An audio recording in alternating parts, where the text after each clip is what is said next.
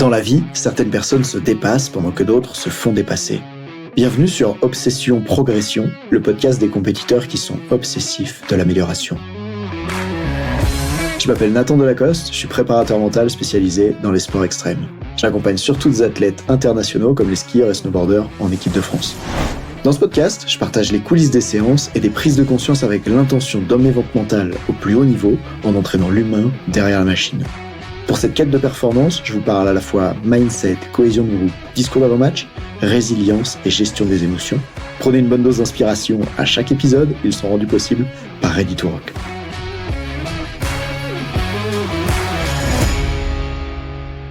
Quel est le point commun entre la séduction, la haute performance, la thérapie et deux coachs mentaux de haut niveau qui discutent ensemble un samedi? Le point commun, c'est... Tu vas comprendre dans la suite de l'épisode. Ce samedi, j'étais avec un ami à moi, coach mental de haut niveau avec des champions du monde parmi les gens qui l'accompagnent, etc. Et on avait cette conversation qui faisait suite à celle que j'ai eue en supervision avec la personne qui m'accompagne, Jean, à qui un jour on discutait autour de « Mais c'est quoi, en vrai, qui fait que on a les gens en séance, tu vois, c'est quoi si on pouvait résoudre le problème le plus petit et le plus commun que tous les gens ont dans leur vie, ce serait quoi ?» Et Jean, il m'avait exprimé quelque chose comme ça, il m'a dit « Tu sais, j'ai remarqué que les gens, ce qui fait le plus de souffrance pour eux, en fait, c'est de vouloir éviter le négatif. » Et à l'époque, j'avais gardé ça comme ça dans la tête. Là, j'en reparlais avec cet ami coach que je vais appeler, pour cacher son nom dans l'histoire qui vient, parce que tu vas voir, je vais pas mal le critiquer, ça va être assez chouette. Je vais l'appeler Jérôme. Donc je suis avec Jérôme samedi, on boit un verre dans un café, un French coffee shop, et enfin un verre, un smoothie quoi, et une limonade. On boit ça, et puis il y a cette fille qui lui plaît. Sauf qu'à ce moment-là, c'est terrible pour lui d'aller voir cette fille qui lui plaît pour prendre son numéro, pour proposer qu'il se passe quelque chose. Et je sais que Obsession Progression, c'est pas forcément un podcast de séduction, mais pourtant, tu devrais rester et écouter et voir c'est quoi le lien avec la performance, avec le bien-être.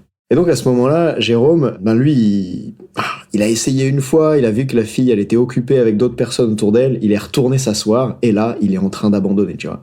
Et moi, je le lâche pas, parce que je sais qu'il est en train de vivre un challenge intéressant, et que ça marche ou pas avec cette fille, j'ai trop envie qu'il dépasse ce truc de séduction, tu vois. Entre amis coach, des fois, on s'aide, on s'auto-coach. Je te rassure, des fois, moi aussi, j'ai besoin de son aide.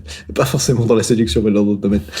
Et ce qui se passe à ce moment-là, du coup, c'est que je l'encourage, tu vois, et je lui sors des phrases comme « Ouais, imagine quand tu vas rentrer chez toi, et qu'elle sera plus là, et que tu vas regretter terriblement de pas avoir osé. » Parce que quand t'as un mec en face de toi avec un peu d'ego et qu'il est coach, c'est facile d'appuyer sur le bouton du regret pour lui faire passer à l'action. C'est facile de le coacher sur la dimension « Mec, tu dis à tous tes athlètes que, bon ben là, applique aussi ce truc-là, applique-le à toi, ose. » Et donc, il y va, il ose, il va voir la fille, et il revient.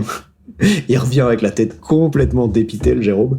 Il me dit, non, en fait, il parle pas. À ce moment-là, il parle pas. Et c'est moi qui lui pose la question. Je dis, ok, qu'est-ce qui s'est passé là? Comment ça s'est passé, tu vois? Qu'est-ce qu'elle t'a dit? Il me dit, j'ai été trop nul. Je sens que j'avais pas les mots, que je lui ai mal parlé. Et en fait, c'est étonnant de la part de Jérôme, parce que vu que c'est un super coach mental, comme c'est à mon avis une qualité essentielle chez tous les coachs mentaux, il a un gros niveau en prise de parole en public, dans la qualité qu'il a pour choisir les mots. Mais cette situation-là, l'a tellement stressé et il savait pas par quoi commencer, qu'il s'est retrouvé dans cette situation où, il avait du mal à faire ça bien, entre guillemets. Et donc il m'explique, il me dit, je sentais pendant que j'étais en train de le faire que j'étais trop nul, que j'étais pas bien. Et puis du coup, elle m'a dit qu'elle avait un copain. Et donc il remonte bredouille à l'étage du French Coffee Shop, il vient s'asseoir à côté de moi et me raconte tout ça. Et là, j'ai un coup de génie. Il m'écoute plus en fait à ce moment-là, on peut même plus avoir une conversation parce qu'il est en train de ressentir quelque chose de désagréable. Et je lui dis, qu'est-ce qui se passe là pour toi Jérôme? Et il me dit, je me sens pas bien, ça me saoule, je suis trop déçu, ça s'est mal passé, ça sert à rien, blablabla. Et là, il finit par utiliser le mot « c'est désagréable comment je me sens ». Et c'est à ce moment-là que je pose une question et je dis « Ok, c'est désagréable ou c'est inconfortable ?» D'un coup, il y a un silence, il lève les yeux, il me regarde, et il sent que quelque chose est en train de se passer. Juste en jouant sur ce mot-là, juste en disant « Jérôme, est-ce que c'est désagréable ou inconfortable ?» C'est en train de glisser un présupposé dedans. Et c'est pour ça que la force des mots, c'est hyper important, et j'aimerais que tu te formes à ça si t'es coach. Et je dis, toi Jérôme, qu'est-ce que t'en penses? C'est quoi pour toi la différence entre désagréable et inconfortable? Et en fait, désagréable, c'est souvent une expérience derrière laquelle on met pas de sens. Inconfortable, on met le sens. Que ça fait mal, que c'est douloureux, que c'est pas cool, mais que ça nous aide à grandir en fait, que ça aide à, par exemple, à agrandir la zone de confort justement. Et cette fille-là, même s'il l'a pas pécho, même s'il a pas eu son numéro, même si probablement il y aura rien plus tard avec elle, en faisant ça, en osant aller parler avec une fille qui en plus était occupée et en osant la solliciter, il est en train de considérablement faire changer qu'est-ce qu'il est capable de faire. Et la prochaine fois, peut-être qu'il se sentira différemment au moment d'y aller. Et comme il se sentira différent, comme il se sentira plus avec cet état une forme de stress qu'il avait avant d'y aller, puisque pour lui ça deviendra plus facile, alors il pourra communiquer d'une façon différente, alors il pourra avoir une conversation sympa avec elle. Et peut-être que ça changera des choses. Du coup, première idée que j'aimerais te transmettre dans ce podcast, pour toi ou pour les athlètes que t'entraînes, ou si toi-même t'es un athlète, c'est est-ce que ce que je suis en train de vivre, c'est désagréable ou inconfortable ? On pourrait le formuler autrement, tu vois. On pourrait dire, dans la vie, la douleur est inévitable, mais la souffrance, c'est toi qui choisis. La douleur, elle est là. Et d'ailleurs, il y a plein d'études scientifiques qui montrent que si tu donnes du sens à ta douleur, et j'avais lu ce super bouquin de Kelly McGonigal qui s'appelle The Upside of Stress, où elle fait un peu une revue très bien romancée de toutes ces études scientifiques, dans laquelle elle montre que des gens qui vivent un événement de vie terrible, comme le décès d'un proche, ou d'autres choses très difficiles, ceux qui arrivent à sortir de dépression, de souffrance le plus rapidement possible, c'est ceux qui donnent un sens à ce qui s'est passé. Et donc, si la douleur, elle est inévitable, mais que la souffrance, c'est toi qui choisis, de la même manière, tu peux regarder une situation comme désagréable et voir en quoi, en fait, elle est plutôt inconfortable. Et ça va même t'aider à aller chercher de l'inconfort. Bah oui, parce que c'est un peu une idée bizarre, mais c'est comme ça que ça se passe. Et c'est ça qu'on fait en sport extrême, par exemple. C'est d'aller chercher de l'inconfort. Mais c'est aussi ça qu'on fait, tu vois, ce matin, j'étais au CrossFit et il y avait un 2000 mètres rameur.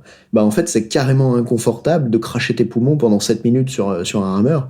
Mais pourquoi tu vas chercher cet inconfort-là ? Parce que tu sais que dans le futur, ça va te rendre plus confortable à réaliser une telle performance. Il y a une vraie capacité, je trouve, chez l'être humain à être d'accord d'aller chercher de l'inconfort pour obtenir du confort plus tard. Et si t'as ça, tu peux aller beaucoup plus loin. Si t'as ça, par exemple, tu peux t'embêter à porter des gros moellons pour construire ta maison, et le jour où tu l'as fait, ça te permet de vivre confortablement à l'abri de la pluie. Et ça marche pareil dans les études. C'est extrêmement inconfortable, pendant 5 ans, d'être un étudiant qui vit avec pas d'argent dans sa vie, alors que tous ses potes à 18 ans qui sont partis bosser en restauration, ils font déjà des salaires, à 1005 par mois, quand toi tu vis avec rien. Mais qu'est-ce que ça va changer le jour où tu deviens, avocat, médecin, coach mental, ou toutes ces autres professions dans lesquelles tu peux bien gagner ta vie? Ce que ça change, c'est que tu as été capable de supporter l'inconfort pendant longtemps pour pouvoir obtenir ensuite quelque chose de plus confortable. Et c'est pour ça que ça a du sens avec ce que Jean me disait au début, où le problème que les gens ont, c'est de vouloir éviter le négatif. Parce que quand t'évites le négatif, t'es souvent en fait en train d'éviter le truc qui pourrait te faire grandir. Et c'est là que ça me fait penser aux parents.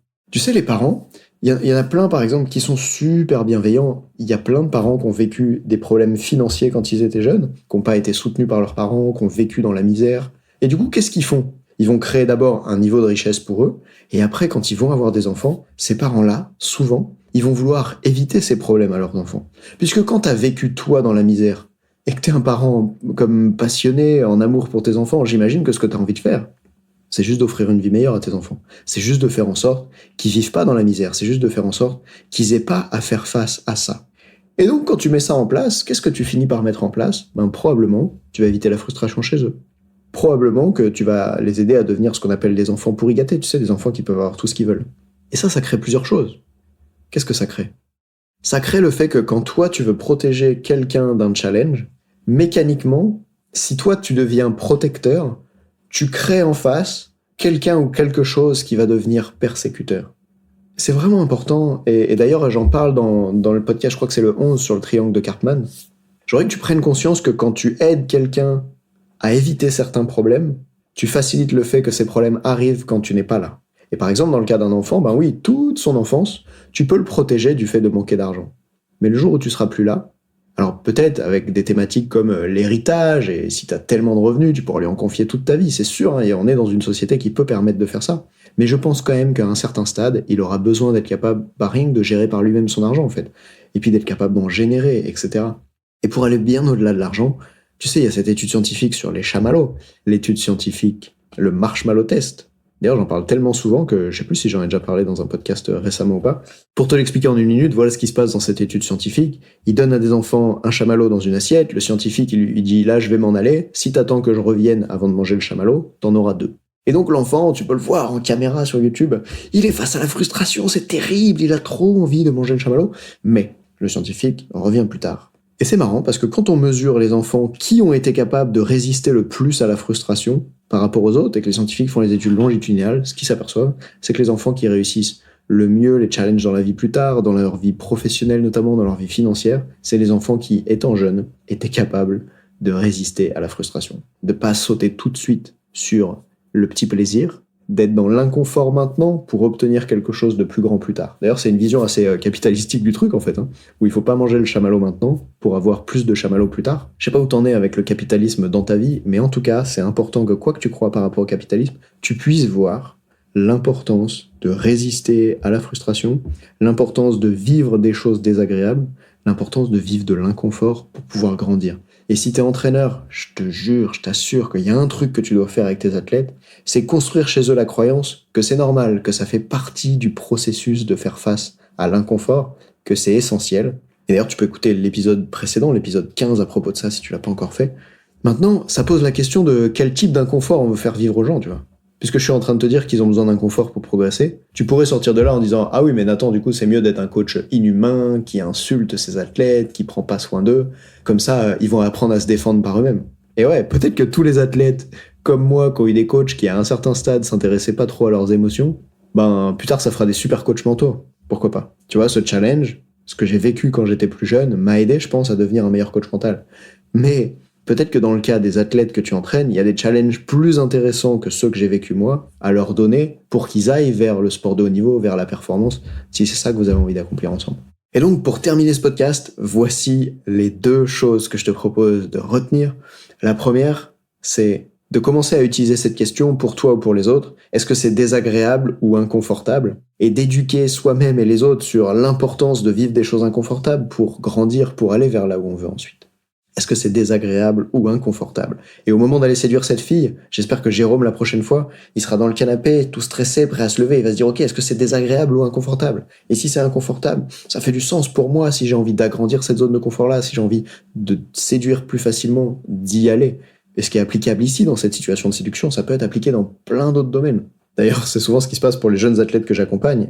Oui, je sais que j'ai dit que j'allais finir le podcast, mais en fait, regarde, c'est pas fini. C'est souvent ce qui se passe pour les jeunes athlètes que j'accompagne, dans la dimension où, souvent, quand ils ont peur de décevoir les parents, je vais les confronter par rapport à ça. Je vais dire, ok, est-ce que t'as déjà demandé à ton père si il va être déçu de toi si tu fais pas un podium, s'il va te rejeter, tu vois? Et souvent, ils me disent non, parce qu'en fait, c'est juste un truc que l'enfant, il s'est créé dans sa tête, parce que le parent lui donne plein de soutien, et il se dit, je lui dois quelque chose.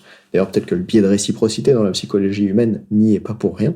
On peut se poser la question, en tout cas, si je reviens juste là-dessus, à ce moment-là, ça va être très inconfortable pour les jeunes que j'entraîne quand je vais leur demander d'avoir cette conversation avec leurs parents.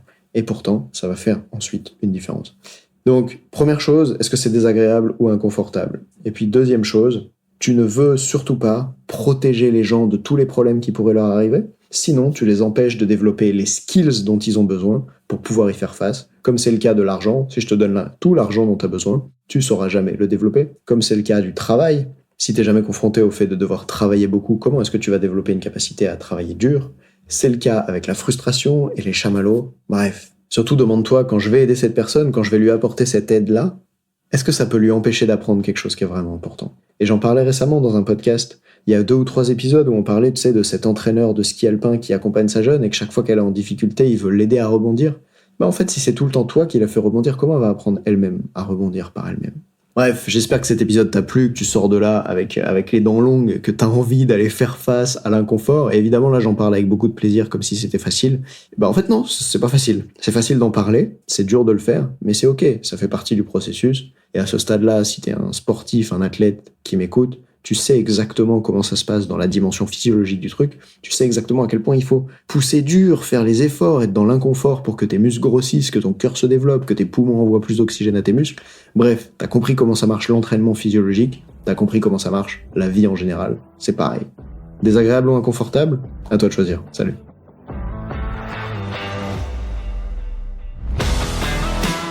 On dit souvent que le mental, c'est 70% de la performance à haut niveau. Pourtant, rares sont ceux qui l'entraînent au moins 10% du temps. En écoutant jusqu'ici, t'as donné à la dimension mentale un peu plus de la place qu'elle mérite chaque semaine. Bien joué. Ma mission audacieuse, c'est d'aider le monde du sport à se transformer en profondeur, et je veux faire en sorte que plus aucun coach ne passe à côté de la psychologie de ses athlètes. C'est pour accomplir ça que je crée une tonne de vidéos sur YouTube et des épisodes comme celui que tu viens d'écouter. Alors, je vais pas te demander d'inscrire de force tes amis au podcast, et en même temps, si tu peux en parler à quelqu'un qui va l'adorer, quelqu'un à qui ça serait utile, ta recommandation, elle signifie beaucoup pour moi.